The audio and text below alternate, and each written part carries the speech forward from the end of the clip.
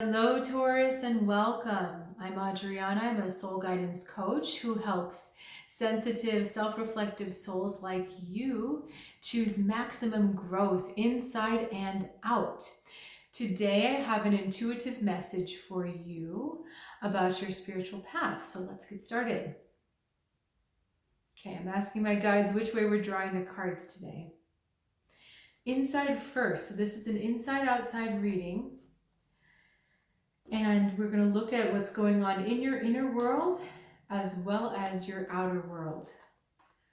Okay, interesting. Do we have, nope, we're missing cups. We have the Princess of Wands. We have the Ten of Wands on the outside. Two wands on the outside. Princess of Pentacles on the inside. And King of Swords on the inside.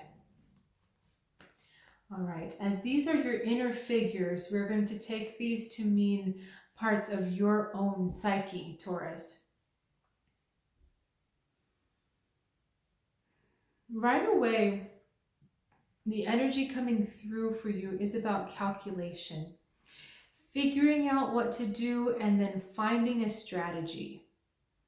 There's a calm and very gentle energy inside you right now, Taurus. It's not tumultuous. It's not overtaken by things. It's just very almost detached and cool, level-headed. All right. And what we're searching for is to understand a situation so completely that your strategy becomes clear. That's the kind of information you're really looking for this week. Now, when we look at the way it's interacting with the outside world, you've got other things commanding your attention. Ten of Wands, the Princess of Wands. So the Ten of Wands are all of the things that you do but you don't need to be doing. Everything that is either wasted energy or a place you don't need to be. Something just flashed across my mind. And I just want to check and see why they sent that. There is an element of involving yourself in other people's kitchens too much. And I'm not meaning that literally. It's just a too many cooks in the kitchen kind of thing. You're involved in many people's lives in many different ways, but some of those involvements are maybe a little too much at this point, Taurus. It's like in tennis, you need to keep your eye on the ball, or in any sport, really. If you don't keep your eye on the ball, either you miss it or you get smacked in the head with it. But you need to keep your eye on your own ball, stay in your own lane, and not worry about what's going on in anyone else's. Because what it's doing is it's weighing you down. And what that means is either the people aren't ready for your help, they're not asking for your help, or it's not the right time for your help. And what's really interesting is you're sitting here trying to figure out your world so that you can make a strategy. But more of your attention is going to the outside rather than to the inside. If we had it like this, I would say, okay, you figured out your strategy. You know exactly where to go, Taurus. But because you've concerned yourself far too much with either things that don't matter to you specifically in your life at this moment, or they're just extraneous stuff that you don't need to worry about, things in the outside world that, if you are honest with yourself, they're inconsequential to you at this moment. Now, Taurus, I know that you're a very caring person and that you love those that you are devoting your time to, you love. And so I'm not trying to say that they don't matter to you, but it's what they're going through and what they're struggling with is really not part of your path. It's part of their path. And you're really getting in the way for both of you, for you and them, when you insinuate yourself in there. Okay, let's look at this over here. Now, what's interesting, Taurus, is that there is a facet of your outside world, someone in your outside world that is clearly showing you which way your heart wants to go. And they're showing it to you and you're looking at them saying, well, okay, I know this.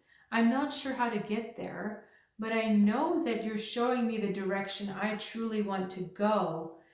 But again, some of you is still concerning yourself, trying to distract yourself with this stuff that doesn't help your own journey. And okay, let me tap in for a second.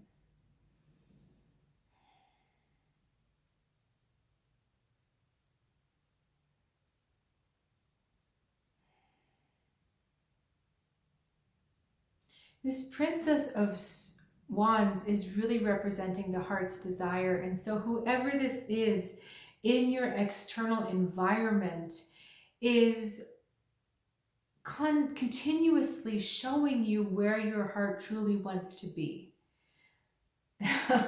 This would be a perfect friend to have. I'm sure it is a friend for you, or it might be a fire energy, Leo, Sagittarius, Aries.